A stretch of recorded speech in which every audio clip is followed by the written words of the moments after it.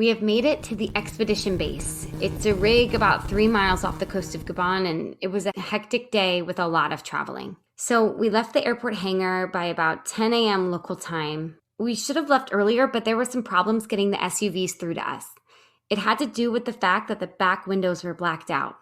Of course, this is necessary so the crew doesn't realize we are in Africa, which is also why we had to stay at the hangar last night. To prevent the crew's passports from being stamped with Gabon, we had to put up with some hefty bribes, but the local president doesn't really care what we do because it's just about tripled his budget for the next couple of years, which will definitely buy him some popularity. Anyways, we took the SUVs to the coast and took our boat to the rig. Unfortunately, there were small complications at every turn, pushing our arrival to the rig about 4 hours behind schedule, but we made it. There was definitely some grumblings about the blacked out windows from the crew. They were upset because they didn't even get to see Australia, to which I replied, "Sorry, boys, this is the only transport the company could provide." Also, I should probably start referring to the crew by name. There's Jamie, Brock, and Sam, all young operators, all from Texas. Jamie actually got motion sick on the car ride out to the coast, and Sam got sick on the boat ride to the rig. So all in all, morale is starting off kind of low. But we have to be up in about 4 hours to make it to the ocean floor by 9 a.m. tomorrow. I better tuck in. End of audio log 6.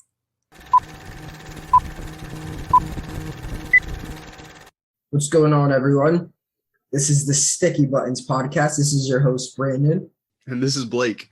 And this is the Sticky Buttons podcast, the podcast where the buttons stay sticky and games are not sticky. And the games are not sticky. There we What's go. up? What's going on, Brandon? How you doing, bud? I'm doing well, man. I'm doing well. You know, eating some bites over here, some trolley bites. Yeah? What is that? Snacking while I'm podcasting. You guys can't see. Oh gosh, the trolley bites. Okay, they're like the gummy worms, the sour gummy worms. These are arguably the best sour gummy worms. I'm gonna be honest, man. I was always a fan of the Airburst Extremes. Do you know what those are? Airhead Extremes. Oh no, the Airhead Extremes are tough. I love those. Those go hard. Yeah, I don't think you can beat those, man. Those are so good. Oh man, they have honestly, while we're on this, man, there's this trend where they're putting these those kind of candies and they're called bites, and they're just a bag, and you can just pop. You just pop. So good, man. I don't know, just like popcorn, popping them in your mouth. Hey yo. I'm probably my favorite one of those. While we're talking about this, not the Yas. I just feel like I gotta shout it out. The nerds, man. They're like the nerd jellies. I think that's what they're called. I don't know. Maybe the ropes. I know the nerd ropes. Oh, it's those are okay. You gotta get the nerd jelly beans, man. I call them nerd jelly beans. They changed the name last year. Okay, they're called Nerds Big Chewy. Chewy? I've never had that. Yeah, that's weird. They should have stuck with jelly beans, man. I've never had that. Yeah, dude, the Nerds Big Chewies. You gotta look them up. They're like a jelly bean, but then they have a hard shell that's like the nerds on the outside. Very chewy. They're primo, man. Those are probably my favorite. If I see them, I pick them up, and they're pretty good. But since they used to have them just at the Easter holidays, and I one time I almost paid $20 for one online, but I didn't, and now they have them at your local Walgreens. Yeah, those are delicious. But anyways, man, let's dive into our topic for today, which, dude, I'm so excited about. It's storytelling in games / games with the best stories. So do you want to kick us off, man? What are some of the... Well, actually, before we get into what are some of your favorites, do you specifically play games for the story? That's a really good question. I'd like to say, yeah, I do. When I first started playing video games, I definitely would. But then with the advent of the internet and multiplayer, I started to find myself playing games for, just multiplayer facet. And then I would find myself Like after that happened, I feel like that really messed up something in my brain when like now I only get games for like a specific facet. Like I can't play, for example, Call of Duty, Cold War right now. There's like 3 different facets of the game. There's zombies, there's multiplayer, and the campaign. I have not touched the campaign. Yeah, man, I was about to say the same thing, dude. I've heard some okay things about it. I've heard some like good things, some okay things, and some things that are like it's just bad. But not like it's not like bad game, but it's like bad morally. Yeah. I'd be interested to check it out. But yeah, dude, like totally, man. Like I honestly I've hardly even touched the multiplayer of this game. I pretty much just play the zombies. And I have friends that they've only played multiplayer. But like even with like Halo, I for some reason just won't play the multiplayer if I don't have friends to play with. So I find myself just playing a campaign. Bro, that is so funny that you brought that up. Did you hear about what's going on with the multiplayer for Halo? It's gonna be free, man. Anybody can play it. Anybody can play the multiplayer. And pretty much what you're paying for is just the campaign and like the ability to play the campaign like co-op and a couple other features. So yeah, dude, I'm totally gonna get the new Halo when it comes out, and I'm just gonna play the multiplayer for free. Because that's pretty much all I was gonna play anyways. Like I probably wasn't gonna play the Xbox. Because I've never. Oh yeah, for sure. I mean, like they said it'll run on the Xbox One, and mine is the launch Xbox One. So I guess I'll keep you guys posted on how that does. Yeah, but I mean, like at the same time, and like that's where I have like my Call of Duty for this, or the Call of Duty Black Ops, because at the time I didn't have my PlayStation 5. Right. But also, really quick, I guess they just announced that the new COD is gonna have zombies too. Really, Call of Duty Vanguard. Yeah, and I kind of said, I was like, I'll buy it if it has zombies. And it's, I don't know. I don't know if it's confirmed. I'm pretty sure it was confirmed. But this is being made by Sledgehammer Games. I find that interesting because they don't really do zombies. Yeah. I don't know, man. Maybe they saw how many people were playing the zombies this time and they were like, we got to, I don't know. I'd be interested to see that, because, I mean, like you said, it's got 3 assets. And then like Warzone is free. And I'm sure obviously so many people still play Warzone, but I'd just be interested. I'm curious. I'm curious to see just a different rendition of the zombies. I mean, we've had a couple companies make it. We've had Activision, we've had Infinity Ward, sorry. We've had who else? Has Sledgehammer made zombies in the past? I don't think so. I think they also, from what I saw online, I think they said Treyarch was going to do it. So okay, that's good. Yeah, I guess we'll talk about that later because that's not really what we were here for, but I just thought I'd bring it up. But if it does have zombies, I think that'd be interesting. That I wonder if that's going to be like normal now. I mean, that's definitely something that would get me to buy it because I really enjoy the zombies personally. But yeah, man. So going off do you specifically play games for the story? We kind of got sidetracked there talking about multiplayer. But I guess this would be like before multiplayer really hit off, like PlayStation 2, kind of things like that era before like the multiplayer really hit off. Because I don't know, for me personally, I feel like around the 360 is really when I started like playing the multiplayers. Yeah, around the 360 when Xbox Live came out, that's really my first exposure to it. So I guess before that, what were some of your favorite story games? Before that, I really, really enjoyed like GTA titles, Midnight Club, as Rockstar games. I enjoyed Fish Through My Memory for all these titles that I would play. Yeah, dude, it's hard to think back. I actually, man, I was like retrospectively, we were kind of thinking about this topic. I was really having a hard time thinking about some older games. Because I mean, like I can't just like look through my library right now because I'm away from the apartment, but like for me, before the 360 era, some of my favorite games were obviously. Well, see, I don't know, because like I think about these kind of games, and like I was not there for the story, but basically, what those would have been: Ratchet and Clank games, Pokemon, maybe like 1 or 2 like DS games. I guess the PlayStation game like Champions of Norath, but like those really you're not really there for the story. Those are all you're just there for the mechanics. Yeah, I mean. Maybe part of you was there for the story. Yeah, I mean, like, I definitely enjoyed it. With the Ratchet and Clank, like, I just love the characters. Like, I think it's so silly, especially, like, the PlayStation 2 era, man. That was just, like, so childish and kind of silly. And that was like kind of the time when you're in between like the kid before you're a teen, Yeah. Yeah, that's a Weird times. yeah. Yeah, definitely. What about after that, man? Any big story games? Skyrim was a huge story game for me, just getting to know that whole world. So I guess like for Skyrim, was it more like the world building and like the lore, or was it more of like the actual story beats? Like, cause aren't you like a chosen one and you have to like meet with gods, I guess? Well, that's the main story, but I guess it would be like all these different stories and how they tie together, and also just the randomness of it all. That you can never truly finish Skyrim. There are just that many side quests. There are just that many NPCs and things for you to interact with. Now, would you consider that the story, or would you just say that's like the game design of having to be an open world? See, that's a good question. The reason I asked this is because we kind of picked this topic, and then I was really thinking about it, and I was really having a hard time with it. And I'm actually going to bring in another game that we've talked about before, and it's on our YouTube channel, The Pathologist. I recently beat that game, and I'm going to be honest, man, I didn't really end up like enjoying it, which is kind of why I haven't brought it to the table.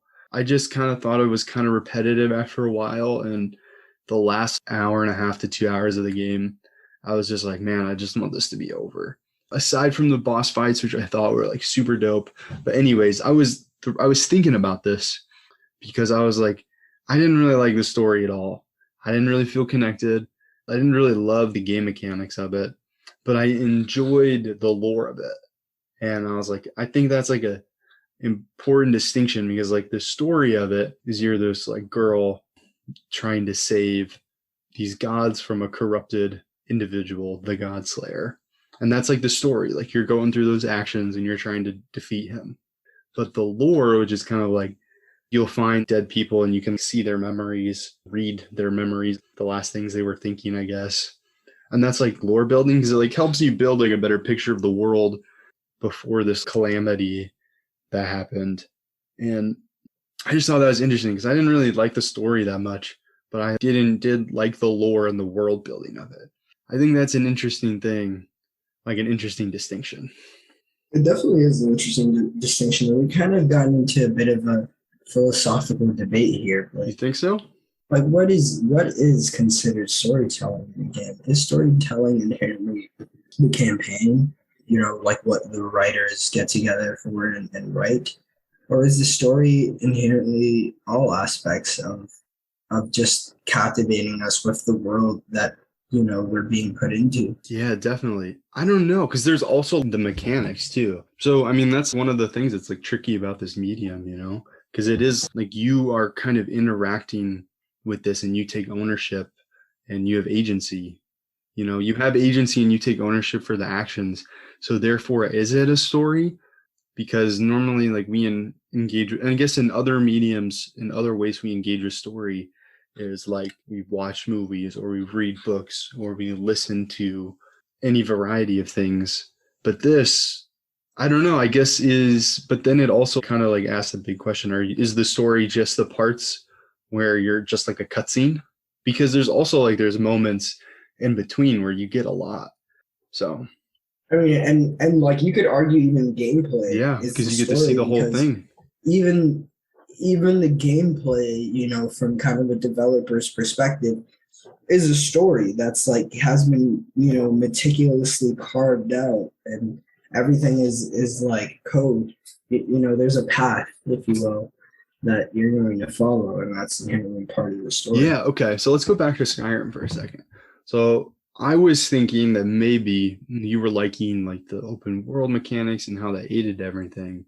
But now I'm kind of leaning more on where you're falling, is that like let's say you play Skyrim and I play Skyrim. We're both gonna have totally different stories because of like which character we picked to even begin with, and then we're just gonna do different things. Dude, even like to embellish on that point, even if we started off with the same exact character build, same exact everything, just the nature of the environment of that Skyrim engine would cause our characters to be developed in completely different ways depending on how we played. And it was the first time where we had an engine like this at such a large scale, and it was just so exciting.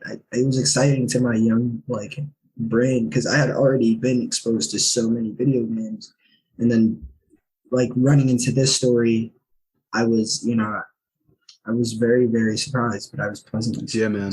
And honestly, I just want to say real quick on the Skyrim, dude. I wish we had the next one, in this Elden Ring series. I mean, Skyrim was. What's the next one? We don't know anything, man. I mean, Skyrim was 10 years ago. We got Elder Scrolls Online now, but I don't really. I mean, I just when's the next one? I mean, I guess that's a huge question, but it's gonna. That is I think it's gonna come question. soon, man. We need a title just like Skyrim, because we had prior to Skyrim we had Morrowind, and then was there Baldur's something Gate? like that. I think that might be the first one. Yeah, I don't know. I mean, are they based off of a book? I don't think so. I think the Elder Scrolls is the series, and I think Skyrim is a book in the series. And then I think you're right. Morrowind is before it, and I think they have Baldur's Gate. No, I mean, but the whole lore, is it based off of this guy's writing Game of Thrones? I don't think so. They're coming up with it as they go. I think they're kind of coming up with it because they have I've listened to a podcast and there was somebody that worked at what company is it? What company makes this? Is it Ubisoft? Bethesda, yeah, that's right. I think they're saying they worked for Bethesda and they were a Skyrim lore person. Their job was basically to, I guess, know the lore. So, dude, I want to listen to that podcast. I wish I could I'll see if I can find it for you, man. Dude, that's awesome. But yeah, dude, that's really cool. So yeah, I guess that whole thing, the whole thing is a story. And honestly, a story can even transcend games, which I kind of didn't really even think about. But there is this game that is coming out. I think it's coming out in November that I think we should play. It's called Elden Ring. And I think when it came out, I made you watch the trailer for it, and you were like, "This has big Skyrim vibes." And I think we should play that one. I think that one's gonna be cool. I think that one's gonna be fun. It kind of looks a little bit more like a dark fantasy kind of art style, but it looks pretty open world. So I'm about it, man. That's my vibe. Also, you know what else gives me big Skyrim vibes that we have not talked about in a hot minute? Breath of the Wild, man. Breath of the Wild 2 that's coming up? No, just the first one. Not really, not for me. You don't think doesn't give you Skyrim vibes? It's just Zelda is so it's its own world, man. Yeah, I guess that's true. And tying it back to the topic, it's storytelling is so powerful because with Breath of the Wild, we have this really intricate story that's captivated millions of people. Mm-hmm. And, on that same vein, we have Skyrim, which is countless of stories being told at once, but many people would get the references in that whole world, and to even compare the two is borderline blasphemous. So no, I mean, yeah, no, that's good because I mean, honestly, now, thinking about it, the story of Breath of the Wild definitely gives you a framework to how to play, whereas Skyrim, yeah, you just do anything. I think I might need to put some more time into Skyrim, man. Yeah, man, I know you would really, really get a kick out of it, especially with the VR engine. I think that would be the perfect way to tap into the VR stuff, dude.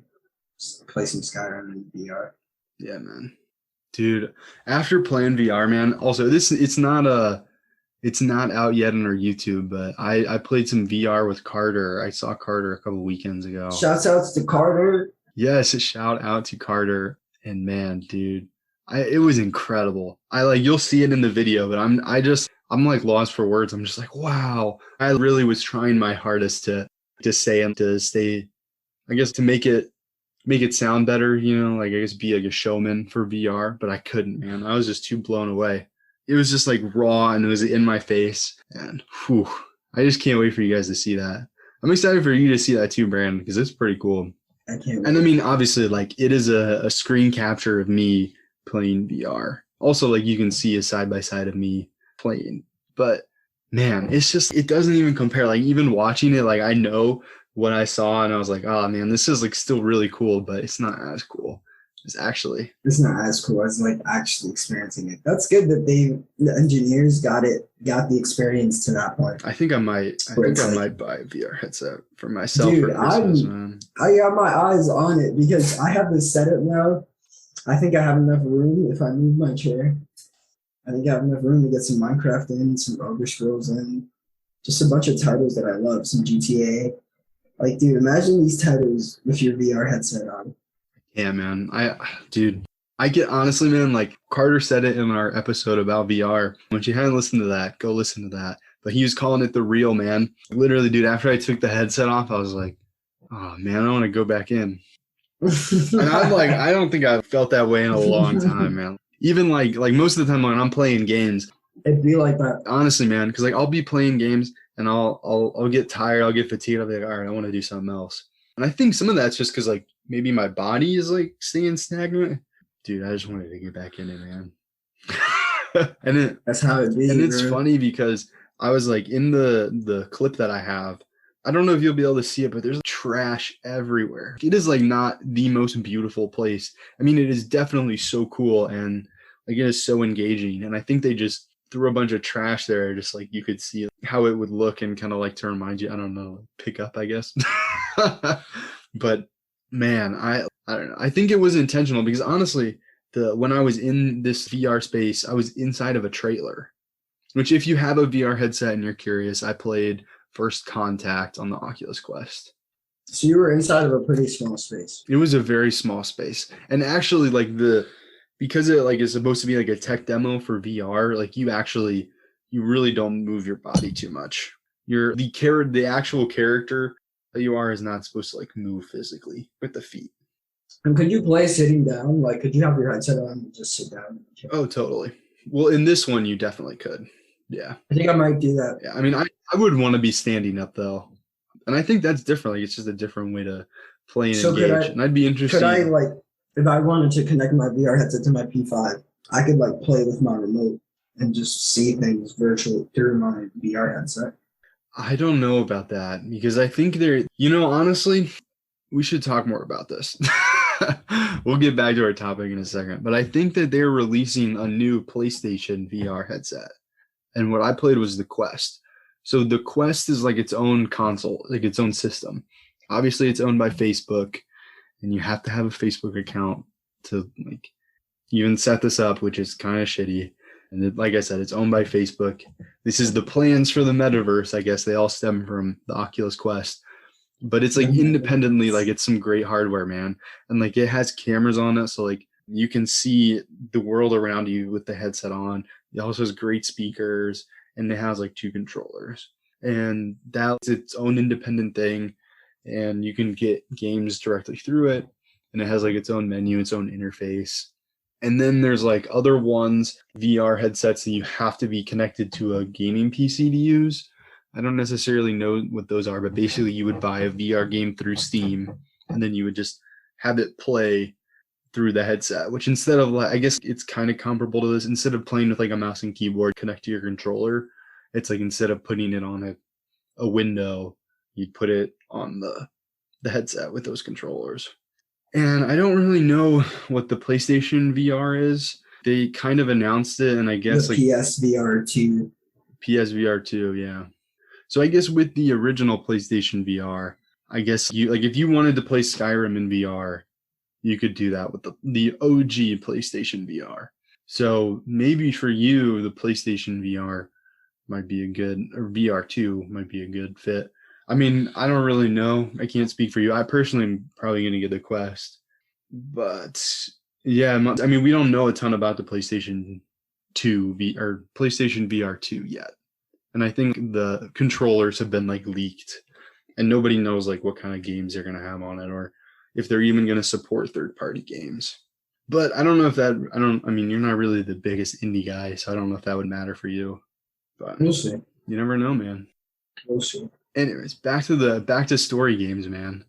I guess just moving right along. In thinking about this, I was kind of really, there's a couple things that I was thinking about. And like, I guess the next would be the contrast between an abstract kind of obscure story or an explicit story, which is like a story where like they infer a lot of things, or one where like it explicitly says a lot of things. Like, do you kind of know what I'm talking about? Yeah, I know what you mean. So I guess like an example is for like an obscure game or abstract is kind of like Hyper Light Drifter. Like you kind of know what's going on. They don't really fill everything in, but you kind of know enough to keep moving forward. And then there's like other games that are pretty much the whole thing is story, like a graphic novel kind of game, or pick any game. Ghost of Tsushima. Yeah, actually, I was going to bring that up too. That game is a great story. Let's come back to that. But what was I saying? Oh yeah. So do you have like a favorite? Does it really matter to you? Do you kind of just pick a game up and whatever the story is, you kind of just whatever? Do you prefer an abstract or like an explicit story? Because I was noticing from myself, a lot of my favorite ones, obviously I had some first party ones that were very explicit that I loved. But like I kind of like it when it just kind of lets me fill in the blanks and I can think whatever I want. I don't know, man. I really like the abstract as well, where I can kind of think for myself kind of deal. But I don't necessarily have a preference. So I think, stories are stories and they're written in a certain way. Here's a better example. Florence, for example, one of the games that we talked about on this podcast before, the mobile game, you're specifically walking through story beats of this girl's life. And then there's also like the contrast to that would be Gris, which is a game where it doesn't really say anything and it's a lot of sound and music and you interpret that. Yeah. As you will. Yeah, what were you saying? I kind of cut you off there a bit. No, I know what you mean though. And thank you for elaborating on that. Like stories with a little bit of guidance versus a lot. I definitely prefer the little bit of guidance. Kind of that was the appeal with Skyrim, and that's kind of my appeal with everything in life. That's kind of my approach of education. It's one of the reasons why, I do pretty well in college, is because there isn't that much of hand-holding. Yeah, I've always been that type of person. I don't like to hear people tell me what to do, even if I don't know. Some part of me just wants to figure it out for myself. It's really hard. It is pretty hard-headed, and it could cause me more time and effort. But in the long run, I think life is just a bit more fun that way, and video games are just a bit more fun that way. That element, like surprise and ambiguity, and that when you figure something out, it's because you figured it out. Yeah, Brandon's a rebel, people. No, but yeah, no, I totally get what you mean, man. Like kind of figuring out your own path and your own way to do it is a lot of fun. And, honestly, I think that kind of speaks maybe to why we like video games, or why like video games are our preferred medium, because we do put those feelers out, have those kind of things, whereas like instead of watching TV where it just kind of tells you everything, it's like you can like accept it and move on, or you do get like some sort of choice and agency in a lot of these games. And I wonder if there's more to that and why we prefer this medium over others. Yeah, it's definitely a good point to touch on there. Maybe we find like comfort in, practicing and putting situations in simulations where we basically have to have our own sense of agency, our own sense of choice. I think, especially as men, we want to be in those situations, and being able to simulate that, I think, is the reason why video games have been so successful, is because they allow us to simulate these situations that our bodies are equipped for. Yeah. Do you think it's about control at all? Like having control of a situation? I think it definitely has a lot to do with control. I think we're obsessed with control. And, you'll even see it in the design of games where, you're kind of rewarded with the ability to control things better. Or I guess on the contrast, when they want you to feel something, they'll take an aspect of the game away and you lose control. Like right. You lose part that you've had the whole That's game. A really good point. Yeah. No, yeah. I mean, I've totally thought about that as well. I mean, in this new age, like you brought up a good point about the male mind specifically. I wish that we had a female that we could like bounce some of this perspective off on. Maybe we'll have to have a female guest. But yeah, dude, totally. We're active beings, like I literally, after I got off work today, I was moving my body until I sat down in this chair, and we really do. We're meant to be active. Like that's what our bodies were designed for. And, I don't know if it's ironic, but I guess like video games take a long time to like play, and you have to be sedentary, to do it. Mhm. And I really bounce on that a lot, because moving to New York, I really struggled just living in New York, because like right now I'm out in Michigan, and I've been out here for a while, and obviously like I miss the city and I want to go back. It's where my life is, but I love being active and doing things. And I just feel like there's so much that I cannot do physically in New York. I can't go paddleboarding or kayaking. I can't go golfing. I can go running. I can go biking. And those are things that I do when I'm in the city. And I just bought a bike so I could do that more. Like I have a board so I can go boarding. And I don't know. I just feel like sometimes video games can be like an escape for me when I can't do those things. Like what if the weather's bad or I'm just exhausted, from working, being able to hop into something. Like I think that there is more to that. Or I guess there is something to that, There definitely is a lot to it, and I'm sure we can get into the psychology perspective behind it, or just like the social, economic perspective. There's so many different angles to tackle it from. There's definitely something going. Video games are a blessing, but there's no question that they target the mind, and they're not really. Mm-hmm. They're not really doing much for your body. That's, with the advent of virtual reality, that was kind of like the goal, is to kind of get your body more involved and become. Oh, you're skipping over the most revolutionary, man. The Wii Fit, bud. The Wii Fit. Oh, man. Can't forget the Wii Fit, dude. Cannot forget the Wii Fit. Honestly, dude, I played the bowling the other day. You did. And it was kind of fun. That's good. I love the tennis. The tennis was my jam. Man, I have a theory that's where I really messed up my shoulder. That's where the beginning of my shoulder problem began. The beginning of the demise. It was just me going crazy, man. The tennis elbow, man. Oh man. But yeah. Boxing was really fun. Dude. I like that, but I hated you had to connect the nunchucks. I feel like it's like the silliest thing, but that like little barrier right there. It is really, it kind of gives you the simulation of like two blows. Yeah. Honestly, do you want to talk? Like that's kind of cool. Like looking back, like they had the Wii, like the remote and the nunchuck. Like how many controllers do you had to put something else in to get the whole thing? Dude, I just love Nintendo for their innovation, their ingenuity too, and just like their ability to, we're gonna try this, and you guys tell us if you like it. They just have so much like trust in themselves. Awesome. Oh man. That makes me want to play the Wii, man. I might have to blow the dust off, hook it up. The design was there too. All around, they did a good job. Yeah, man, Nintendo's great, man. What are some of your favorite Nintendo story games? Because you can't say Pokemon, man. Yeah, I can't say Pokemon. I do like. There's this one Mario game. The Mario story games are all really entertaining. The stories always like do their job. They're just so like well done, well put together. So Mario stories, Animal Crossing. That's a very curated story, from what I hear. Elaborate on that.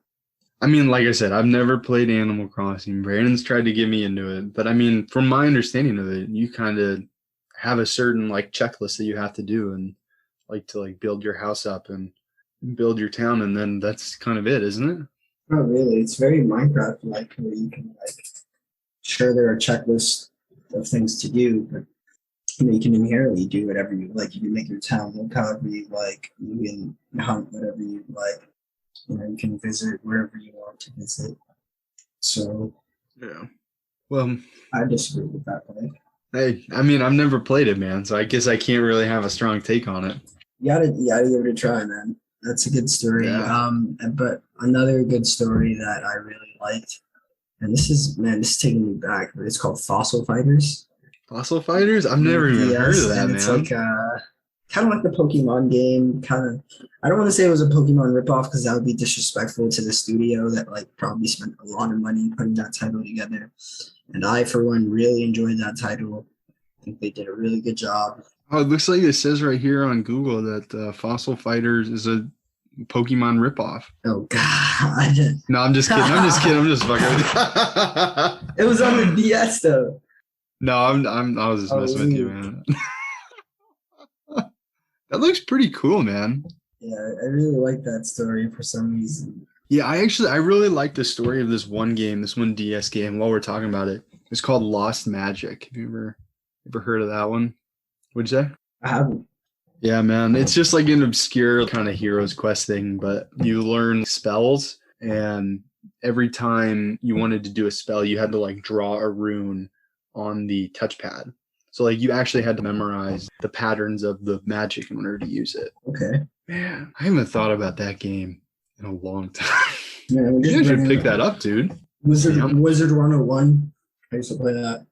That had a crazy story. Fusion Fall. I haven't heard of that one either. Used to play that on my PC. It was a Cartoon Network title. I really enjoyed that. And to this day, I'll bring up that game, and certain people will be like, "Oh my God, I used to play Fusion Fall. That was my shit back in the day." And like we'd like get into a whole conversation about it and like how much we used to play. And man, this game was like, it's scary how good Cartoon Network was at like attracting 13 and 14-year-olds. They were just getting us on this game and getting us to fucking play hours on hours of Fusion Fall. That looks, honestly, dude, I'm looking at some screenshots right now. It looks really cool, man. Dude, it was so cool. And it was like this. I totally would have played this. There's like this little culture that like formed in it where people would like collect items and then resell it at a higher value. It became that whole kind of thing. It was like the early advent of that. And it was so like, I don't know, it was just such a cool place. I spent a lot of time in that world and that story. It really captivated me, and it brought together all these different stories from, the Cartoon Network universe that I was super familiar with already, and then just being able to interact with that in the game. It was so much fun. And kind of adding on to that, I think those are, speaking for myself, the best storytelling games are the ones that already take these really well-known stories and adapt them and allow us to interact with this world in a way that we otherwise never would have. For example, things like Spider-Man, things like Assassin's Creed, and dude, I'm so glad that you brought this up, because I was actually going to bring this up too, and it kind of came up anyways. I think that it is like so awesome when you can have like a story inside of like a franchise. And I know franchises and like other things like that, like I don't know, it is what it is. And this society we live in today. But the point is you don't have to do any world building. You can just jump right into the story. And that is really powerful. And probably my favorite like story game of all time is Jedi Fallen Order, which is a Star Wars game. And like they didn't have to do any world building. Like you could just jump in, you knew it was a Star Wars game, you know what's going on. And I mean, me personally, I knew all of the background information with that, But I mean, you can apply that to literally any franchise or anything where the people that are telling the story don't have to world build, because that can take up so much of it, And I think that's like really powerful. Can you think of any other, I mean, you said Spider-Man. Can you think of any other franchises like that where they have like a great story? It's because it's part of something else and they can just jump right in and tell it, I know you're gonna get mad at me, man, but Pokemon. No, I mean that's a great example, because I mean you just hop in, you're gonna get you're gonna get a choice of 3 starters, and you got to take on 8 gyms and save the world. Precisely. Something like, what other titles, man? Like a Dragon Ball Z game. Dragon Ball Z, man. Those stories, you just hop right in. Okay, I know I'm in the Cell saga, and I'm gonna fight Cell right now, and I'm gonna go through this like whole story. And you get really into it because you're just like, what's gonna happen. Now you just gotta like do it. You gotta experience it for yourself. And games that like will take a story and kind of give you some like free reign in that world. Something like a Dragon Ball Xenoverse. Have you ever played Xenoverse or heard of it? Nah, man, I haven't. It's basically based in the Dragon Ball universe, but you just get to make your own fighter and like navigate the world. And there's also a lot of games like that where like they'll take a story and you get to just explore it for kind of like Star Wars, Jedi Fallen Order, right? You become your own character. Yeah. I mean, for the most part with Jedi Fallen Order, like the character makes choices and they're kind of like in cutscenes, so you can't really control that. Can't really make a ton of choices. But yeah, no, I totally get what you're saying. Like with you kind of like build up in your head what this like character is, you know. And also like 2K as well. That's a title that I played a lot. And when you play the My Career, there's like a story that's written to that. And they'll get like all these crazy writers like Spike Lee's have been involved and like Samuel Jackson, just like really interesting people who come in and like help write these stories for a 2K player. Yeah, it's really interesting. The story is a crucial part. Yeah, I mean, like before we kind of had this discussion, I was really like after thinking about it, I was really kind of leaning on the fence of I prefer a game because of its like mechanics and stuff like that. Something that immediately came to mind, I don't know why, it's like just been in my headspace like this like last month for whatever reason. I think it's because I'm playing a lot of Nintendo games and I just want some variety. I just like for some reason like Far Cry 3 is taking up like my headspace, which like is like a pretty open world game and like you can do like a lot of things, like a lot of quests, but man, the story is like garbage and it's actually like it has some problematic themes too that it like hits on, and it's not really, yeah, you don't really play it for that. But like it's fun to play like mechanically, you know, like you're just this dude in this world and you got some guns and you know, I guess, you know, you're saving the world, you know. I love Far Cry.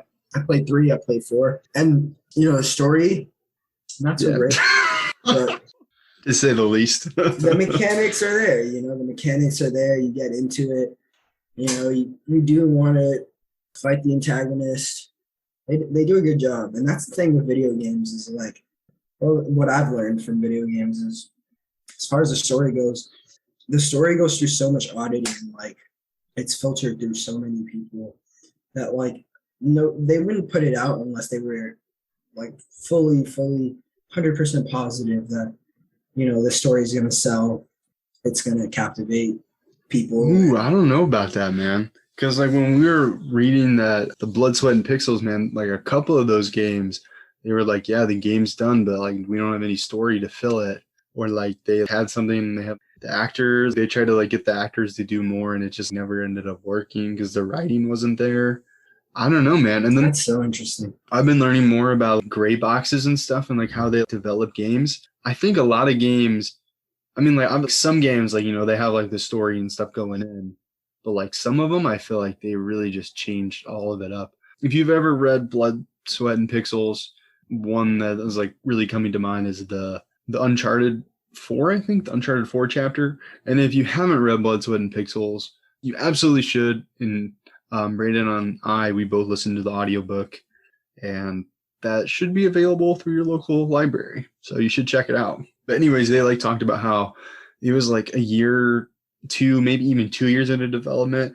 They like kind of the creative director went their separate ways, and they like the people that ended up rewriting the story, like they took over and changed so much that I just think that's interesting. Like sometimes, I don't know, a lot of the times I feel like the good stories, you know, they are planned in advance, but sometimes they just want to have a cool game, and the story is just kind of secondary. Which on that point, man, Assassin's Creed, I just gotta say it, I hate all that Nexus stuff or whatever it's called, the Animus or whatever. No, thank you. I'm out, man. I hate all that. I don't know if it's a hot take or not. I just want to play in these like ancient cultures. Like, I'm done. I don't like those. Dude, but it's a good story, man, nonetheless. I don't care about it one bit.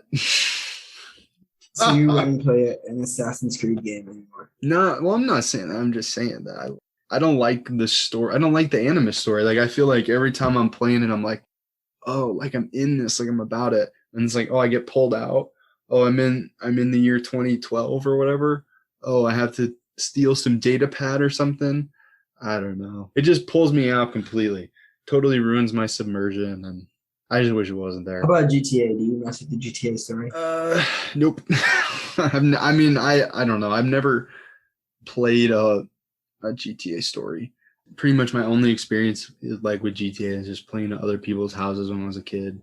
And I never really played the story beats. It was kind of just like fun to mess around. And we'd always like do the cheats where you could get unlimited money, unlimited guns, or unlimited dope cars, like unlimited helicopters, things like that. Just the sandbox element, like just running around and doing things. Like that's what I was in GTA for.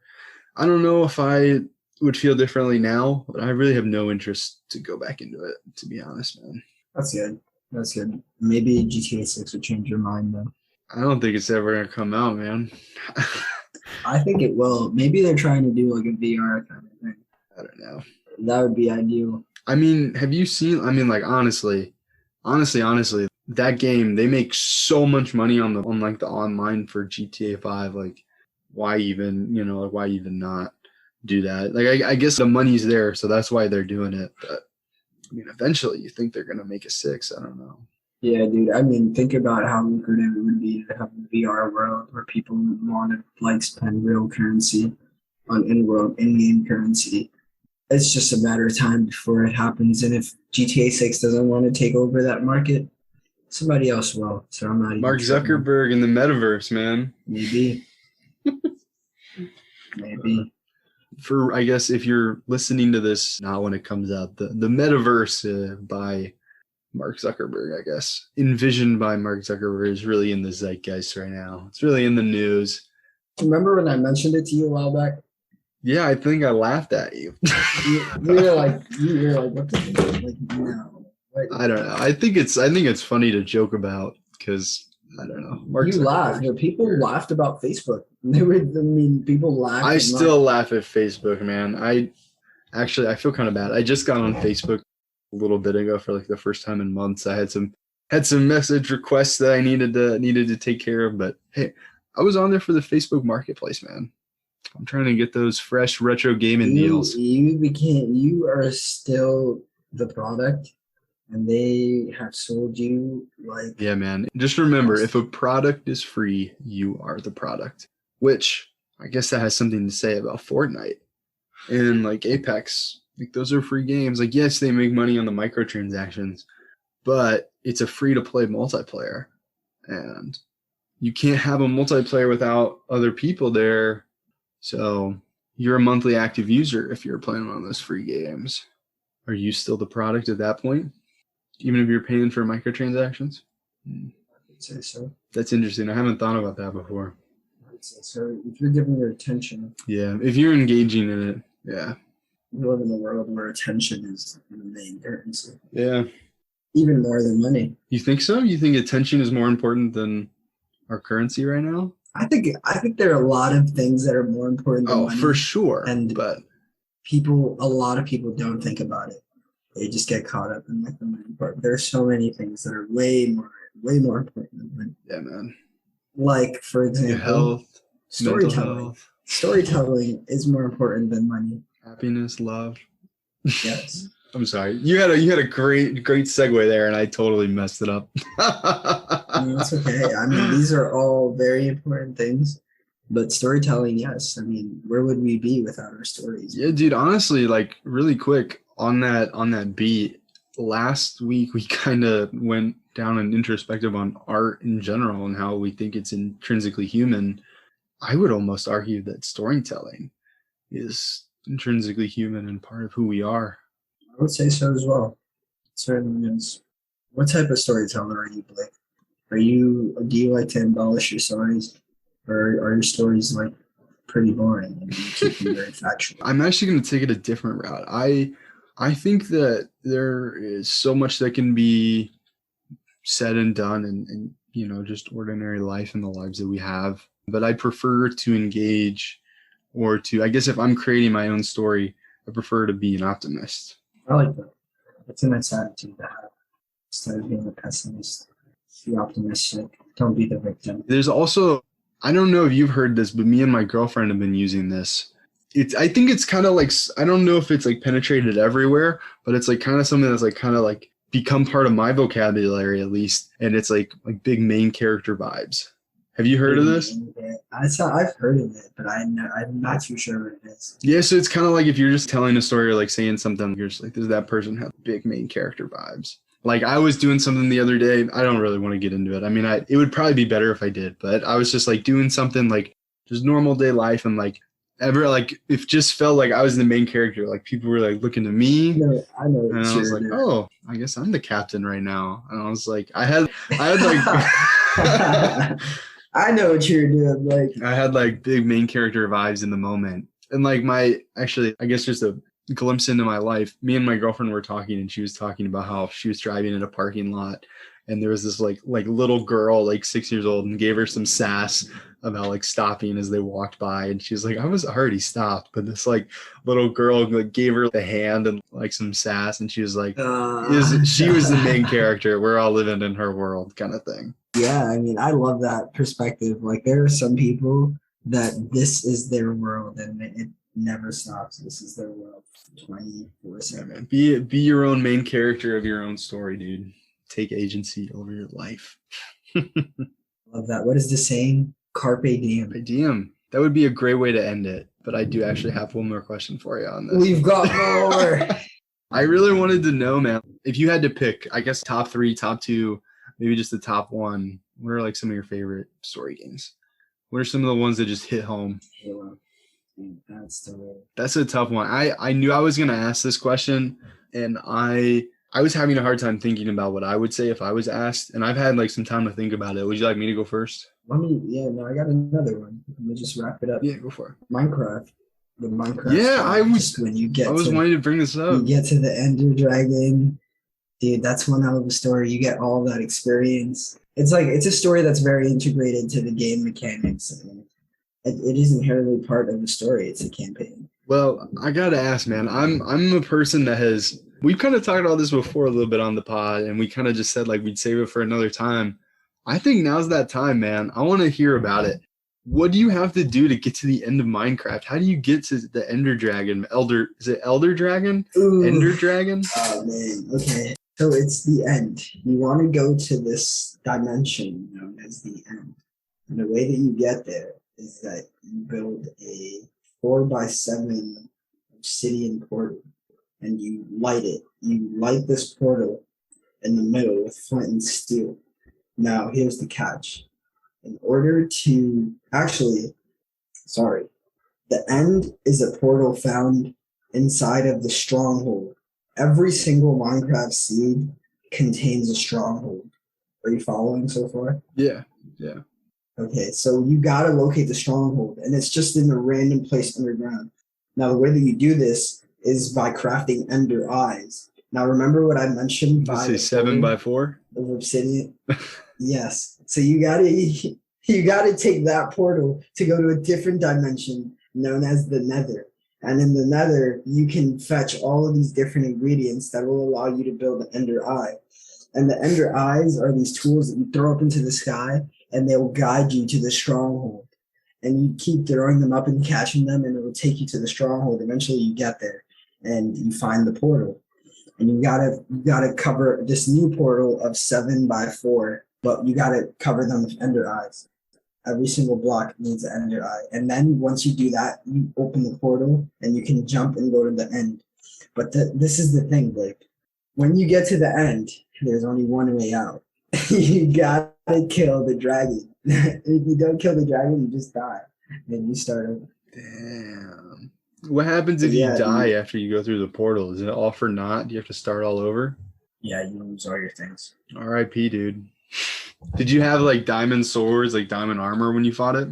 I mean, and ideally you really got to build up resources because you got to feed yourself. You know, you want to protect yourself. So you want to have potions, you want to have enchanted armor, you want to have all these different tools so that you're prepared. You don't show up empty-handed. Damn, that's crazy. Which takes a lot of effort, and it takes you really understanding Minecraft and the game mechanics. And that's really the whole premise behind it, and that's what I meant by it's very well integrated to the game. You have to know all the systems. You have to learn how to enchant. You have to learn how to fish. You have to learn how to make potions. Like, you have to learn all the different mechanics and master them in order to beat the Ender Dragon. Yeah, man.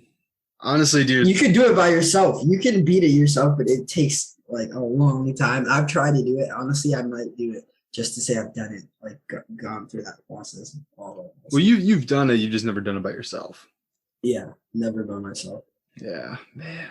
Yeah, I think that's like kind of like a thing that I just like kind of like, man, and I just like look up and dream. But you've done it, man. You've done the thing, dude. You're the main character here. We can do it. We can do it on our server. The server we want to start. We could? Yeah. Well, that's intriguing to say the least. But yeah, man. I guess I'll kind of say, I guess I have two more things real quick. Like probably my best favorite story game of all time that has just come into mind after I've been thinking about this for like a day or two. Which obviously, like we've shouted out some great games with stories. This just happened to be, I guess, I don't think it's a recency bias, but it's definitely just what I was kind of thinking of. And like definitely the mechanics playing this too. So I guess before I get into it, I like kind of like me thinking about myself and like what I like in games. I do think I like the actions more. Like don't get me wrong, I love the stories of games. A good story will definitely propel me through and take a great game or a good game into a great game. I like that. But I think that I'm generally just drawn to the mechanics more and how it feels to play and just like the fun vibes. Although I do really like serious games, and one that I wanted to bring to the table today, but I couldn't finish it, was Celeste. So I guess we'll be talking about that later. That is an interesting story, so I'm excited to talk to you about that. But basically the story that I've kind of like really resonated with me the most was Jedi Fallen Order, which like I as an individual play a lot of indie games, and I feel like that is just such a cop-out answer, even for myself. But I think that's probably my favorite game of all time. Like I love having I just love all the story beats, and I love having like a companion. I love that you're like not alone, and yeah, I'm just so about it, dude. But yeah, so on Jedi Fallen Order, I just love it, man. I love the journey. I love the choices that you have to make at the end. And like what happens at the end of that game, like it just really feels like it just pays off, and all the systems like working together, and you can finally like just combine all those at the end. Like I really like that, and you get to meet like a memorable cast of characters along the way, and they really add to it. Which I guess also I totally forgot to bring this up. Characters are totally a huge part in the storytelling, and we haven't really even talked about that at all. I will care so much more about a story if there's like characters in it that I care about, as opposed to characters that I don't care about. Which actually, I'm gonna take it right back to the Pathless. For example, this is a very interesting game. I've kind of talked about it. I was very intrigued by it when it came out, and I felt like I beat it because I had to. But you do not have a health bar in this game. You have a stamina bar, and because you can't die, like it almost feels like there's no consequences to dying. So I didn't really feel connected because there was never that sense of loss to the character, if that makes sense. It doesn't make sense. Yeah, I don't know. Do you have anything you want to say on that? Like any characters that really like added to your experiences, or I guess the loss of characters? Definitely like what comes to mind is like Game of Thrones, when like you lose a character and you're like the story can't be the same after this. You're just so devastated, but then somehow the story almost gets better in a way. Except for that last season. Hey, we've never talked about this on the pod, man. Where do you stand on this? Do you like the last season? I mean, for TV, it is what it is. So yeah. You get what you get. You don't get upset. Yeah, definitely, man. That's a great thing to say. Like for things like controversial things on the internet, you get what you get. But also, I do want to say on that, I feel like it's got to be a little bit different because like the whole story was based on books, and then he never finished the series. Like, right. So like I don't know. I mean, like that dude wrote the story for Elden Ring. Dude, we gotta play that game. That's why I'm so stoked. We gotta play that game, man. That's why I'm especially stoked for that title. Yeah, that's exciting. I'm excited for that. When is that? I'm not seeing when that releases right now. Oh, I thought it was in November. It's not in November. It's in January. January 22nd, 2022. Oof, that's quite a bit. You know what? That's the same day as Legends Arceus. Yeesh. Same weekend, I think. Also, I have a wedding that weekend. So You're good games to play during the wedding. I will not be playing either of those games during the wedding. Okay, actually, no, hold on. That is the weekend before the wedding, actually. So that I will be attending. Yes, sir. So I'll be able to play a little bit of that. Yes, sir. Yeah, that's exciting. I'm really excited for that one. But yeah, so the last thing I want to talk about as far as story goes, I want to talk about Ghost of Tsushima, man. Because I know that you basically really all I know is that you bought it, and I really want to know what you think after getting into it a little bit. Yeah, I just really want to talk about this. So I guess this will probably contain a little bit of spoilers for the little bit of, I don't know. I guess we don't even really need to say that because we never really said it for anything else. But yeah, dude, Ghost of Tsushima, man. Dude, what a title. I'm so glad I got my hands on this. I love the fighting mechanics. Oh, dude, they're so cool, man. Oh, I love it. They're so clean and they're very intuitive. And the engine, just the engine that the game runs on is so smooth. Bro, it is so beautiful. They just do such a good job of like putting you in this world and like the little bit of commentary that goes on the side and like, all the audio in the background. It really is a game design. This is like one hell of a story game. Yeah, no, it definitely is. And like I want to know because I kind of one of the things that I really liked about it right out of the gate is that you immediately get put into the story. Like you're immediately playing it. Did you like that? Did you like how they kind of did the tutorial of this one? Yeah. I did like that a lot. And I also liked the cutscenes. I felt like they were really seamless.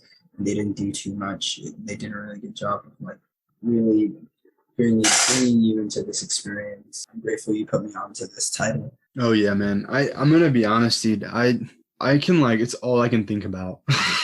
I really just want to play it so bad. Like I really want to get back to New York to play that. And oh man, dude. I just like think about where I left off, and it's honestly it's a really cool story. So like I guess like the story part that we didn't really touch on is you're kind of a samurai and you have like a whole array of like stealth options that you can use, and like how to like you're really encouraged game mechanic wise to like kill people via like assassination and stealth. Right. But then like you're a samurai and like you're not supposed to kill somebody from while their back is turned. And it's kind of like the whole thing of like Jin is the main character and he's like kind of like the last samurai. Like you do interact with other samurai, but it's like the tables are just stacked against you against this army. And it's like, how do you kind of grapple with like your code and like you doing what's got to be done to save your island and your people? And you're kind of like, which is worse, like me compromising my code or like people suffering and dying? And I think that's really interesting. I think that's really cool. I'm really about that. That like dilemma to the game, that moral aspect. And again, I guess you can kind of say that's storytelling. It's like adding that like morality to it. That's an aspect of stories that is really compelling to us. Is what that character did moral? Is the way that this character behaves? A moral way to behave. Morality is a really interesting part of our stories, and they play a huge role. And Ghost of Tsushima really embellishes on that. And I didn't really want to touch into the story because I think this is one of those titles where it's like you got to get into it and you got to play it for yourself. And I want all of our listeners to just have that experience. Ghost of Tsushima is one of those titles where like if you play video games at all, I'm sure it'll find its way into your library one way or another. It's that good of a title. People are just raving about it, and it's not that old, man. It's a pretty young title. So yeah, they actually like this past week they just released the new director's cut edition, which has like DLC to the game that we both have. But yeah, no, it's like kind of going off of that, like the setting of the story really provides like a circumstance for you as a character to like feel, or like you as a player to like feel the story. Yeah. And I just gotta ask, man, what do you prefer to do? Like if you get the option, do you do like the standoff or do you do the stealth? I do the stealth. I think that adds like that level of like I don't know, it's anxiety and like it really puts you in this situation. Yeah, I do the standoff every time I get the chance, man. I love it, man. I love like I also like I feel like I said you're very much encouraged to play this game like stealth wise, and like it adds like a whole nother layer to it when you do that. But oh man, I just love just like because as soon as you hit like the standoff, your character like yells and like announces themselves, and then you go to like this like little cinematic cutscene. It's like you 1v1 against this guy, and I just think it's so satisfying to get that like just assassination where you just like zip your sword out and just like slice them like one hit, one kill. Oh, I love that. And then also like it also provides like a little bit more chaos to it because all the enemies know you're there and then they all start attacking you. So you really got to prioritize the combat from there, which I mean, there are two different ways to play, and I think it's really cool to have that. Because I mean, like there are some circumstances where you might want to just do stealth, but like if you can see a horde of 50 enemies, you're probably going to try and take out some of the ones that are going to distract you or be of a hindrance to you. Yeah, man, I just want to play that game right now, dude. You can get back, man. I want to play some zombies with you too. All right, man. You ready to end this up? All right. Well, thank you all so much for listening to this episode where we pretty much just talked about... Oh, hold up. Do you want to talk about the new zombies, man? Let's save that. Okay. We'll save it for when I get a chance to play it. Thank you all so much for listening to this episode where we pretty much just talked about the story beats of games. And I don't know, like I guess I can speak for myself here. I thought it was a pretty good discussion. I mean, I definitely came into this and I had some opinions and they've kind of shifted a little bit since having this discussion. It's good. I'm glad to hear that, Blake. I also think it was a very fruitful discussion. And thank you all for tuning in. As always, the Sticky Buns podcast, you're gonna have a really good episode. So stay tuned and got some more good content coming your way. Yeah, absolutely. We got a lot of things coming your way. We got some streams and some YouTube videos. So please make sure you're subscribed to our YouTube channel. You'll probably be able to catch the streams there as well after we do those. And if you'd like to support us on Patreon, you can support us for as little as $1, and that would be a huge help to us. And if you do support us on Patreon, thank you so much. And you do get access to our monthly bonus episodes. And last month it was Loki, which that was a lot of fun to record. I had a good time with that. That was so much fun. Yeah, we really talked about a lot of MCU stuff and also like Loki, some fan theories and some other stuff. So if you'd like to check that out, you can check that out on Patreon. Tune in. Yeah, and thank you guys. Thank you all just so much for listening. It really means the world to us. Obviously, like we're having a blast out here because we just talked about stories for about an hour and a half. But yeah, I think that's pretty much all I have. So thanks so much again. Peace in the streets.